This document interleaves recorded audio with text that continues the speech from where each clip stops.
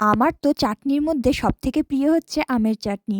আর বিনিও চাটনি খেতে ভীষণ ভালোবাসে, কিন্তু ওর মুখে যদি ফোড়ন বা কিছু পড়ে তখন সেটা খায় না। তো সেই জন্য আমি সর্ষের তেলে কোনো রকম পাঁচফোড়ন বা সর্ষে না দিয়েই ডাইরেক্ট আমগুলো দিয়ে দিলাম।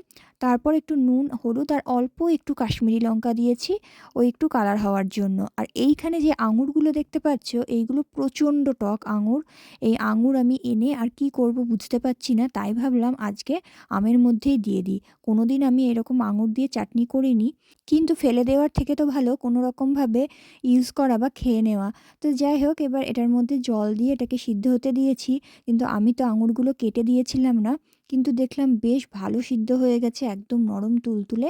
আমগুলো তো ভীষণই মিষ্টি হয়, একদম কাঁচা মিঠে আমের মতো, তো বেশি মিষ্টি লাগে না। কিন্তু আজকে যেহেতু আঙুর দিয়েছি সেজন্য একটু বেশি চিনি দিতে হয়েছে। তবে আম আর আঙুর মিলিয়ে চাটনির স্বাদ এত সুন্দর হয়েছিল, আমি তো অনেকবারই আমের চাটনি বানিয়েছি, কিন্তু এটা ছিল সবথেকে বেস্ট।